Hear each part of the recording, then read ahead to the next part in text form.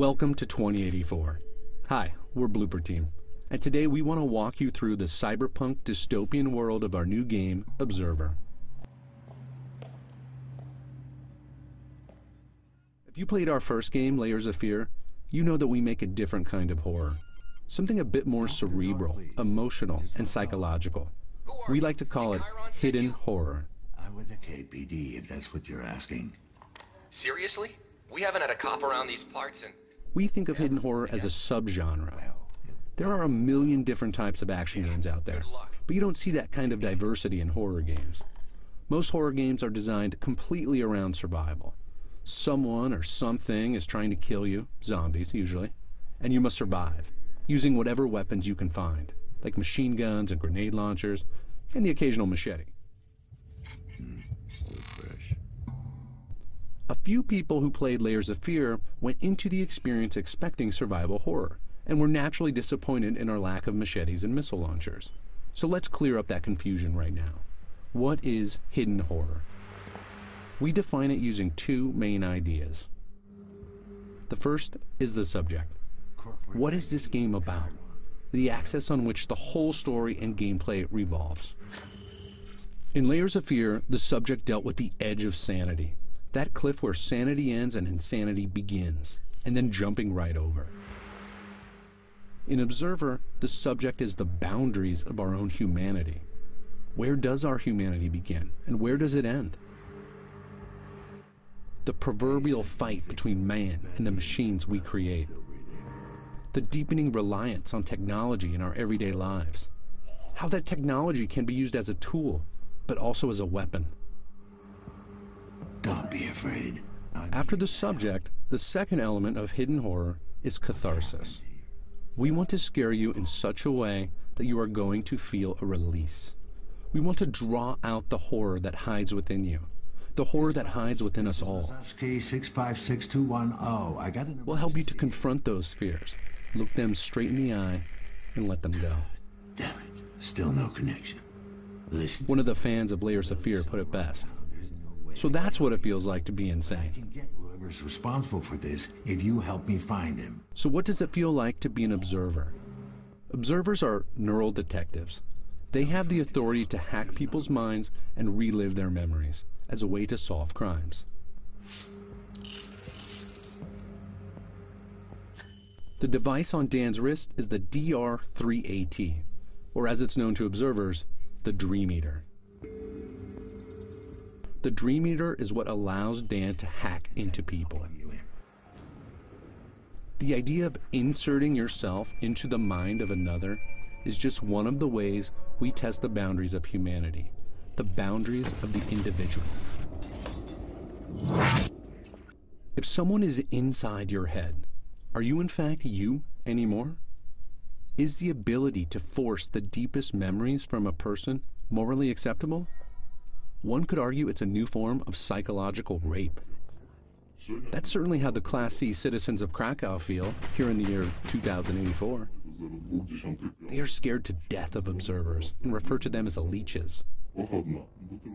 If you read the tech headlines of today, this frightening future doesn't feel that far off. We already overshare on social media. We are also beginning to augment ourselves with implants like RFID chips and prosthetics. Has technology changed you? Are you being influenced without being aware of it? These are the type of questions we want you to ask yourself as you play Observer. One of the reasons people enjoy horror, enjoy nightmarish monsters scaring the daylights out of us in movie theaters around the world, is that it relieves tension.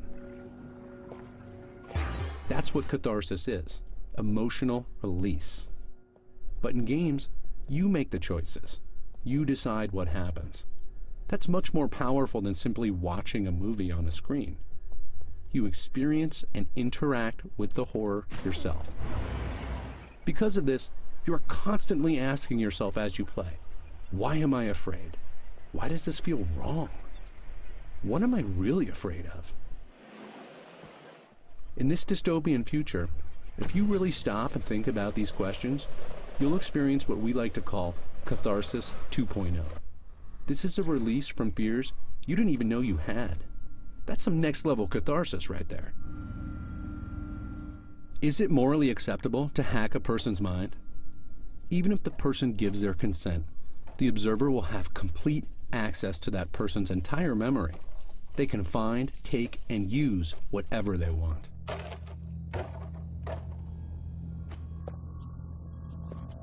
These memories are a private part of this man's life. Detective Lazarski is just plowing right through it. Dan is driven to go as deep as he possibly can to find the truth. In this man's mind, we will learn that he's an ex-con, a recovering drug addict. So we will see the bars of his mental prison he has created for himself, the chains of addiction that hold him back. Some people may rush through this and not notice. But those of us who stop and think about what we are seeing will experience something quite a bit more nuanced and layered. Everything is a symbol. Everything has meaning. The question is, what does it mean to you? At its heart, Observer is a mystery, and you will no doubt have a lot of questions building up as you play. These are your questions. If you stop and think about them, you may find your own answers, and maybe even a bit of release. That's the kind of horror we want to make at Bloober Team. That's hidden horror.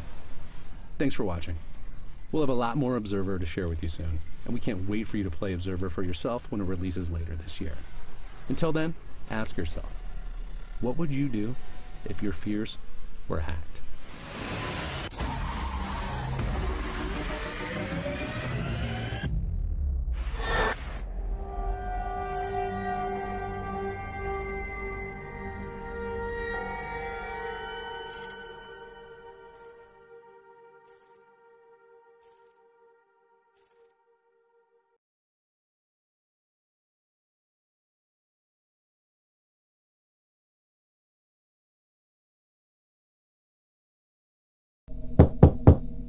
KPD, open up.